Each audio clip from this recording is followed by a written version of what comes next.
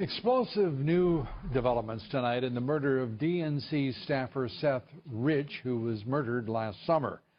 A federal investigator telling Fox News that an FBI forensic report of Rich's computer showed he made contact with Wikileaks through a former reporter and London-based Wikileaks director, Gavin McFadden. The investigator told Fox News Rich provided McFadden with more than 44,000 emails, nearly 18,000 attachments. Rich was murdered near his D.C. home on the morning of July 10th, but his wallet, his cell phone, his watch not taken.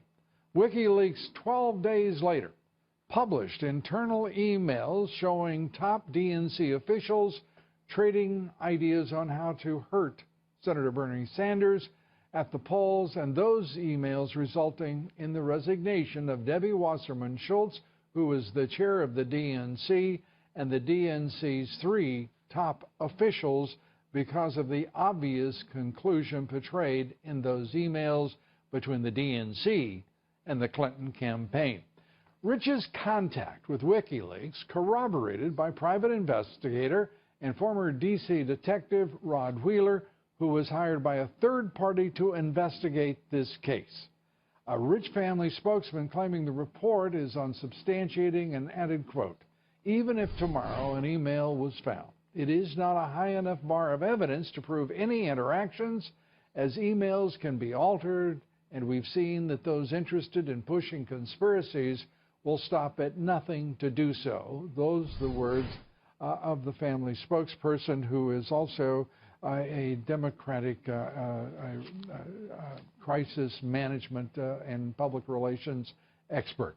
My next guest is investigating the murder of Seth Rich. He says there is some degree of exchange between Rich and WikiLeaks that occurred before his death. And joining me now with the latest, the man hired to investigate the case by a third party. Rod Wheeler joins us, former D.C. detective, Fox News contributor. And Rod, good to have you with us, and I know this is a complicated case. I want to say first to the family who have expressed concerns about the evidence here and what it actually means, that we're being very sensitive to this, but we're also looking at this case in the public interest, in fact in the national interest, to try to discern what the D.C. Metropolitan Police and the FBI have not been able to do to this point, and we're going to do so with every sensitivity that we can bring to their concerns, with every effort also to get ultimately to the truth, which I know the family must desperately seek. Rod, this federal investigator, we're in an unusual situation. An FBI forensic report showing 44,000 emails, 18,000 attachments.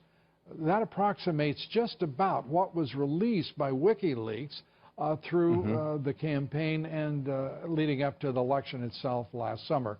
Do you think that's a coincidence? Well, no, I actually don't think it's a coincidence, but I do want to emphasize, first off here, Lou, that I have never seen the emails themselves. The information that I have gotten is information that has come through Fox News from that federal investigator, and then what I've done is taken that information to try to corroborate it. Because what we want to do whenever we have a source, as you well know, we always like to check on the credibility of that information coming in. What have you found in that regard? Well, what I have found is that his information that he shared with Fox News is pretty consistent with everything else that I've been learning, including the fact that right now no one seems to know where the computers are that belong to Seth Rich. The computers obviously were confiscated at some point. The police department tells me they don't know where they are. The FBI says they're not involved. So my question is, well, who has the computers? Yeah, who has a computer and why? First, as the primary investigative department, why doesn't the D.C. Metropolitan Police know where evidence is?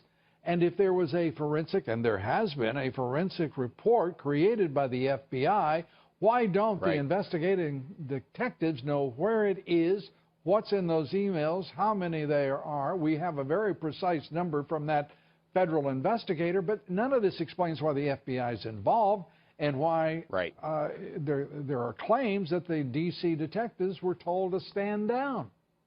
Right, and that's a claim that I actually heard myself from a detective who said, Rod, we were told not to investigate this fully. Now, see, that's interesting because that's consistent with what this federal investigator said. The federal investigator never knew, Lou, that I had heard from a detective in the police department to stand down.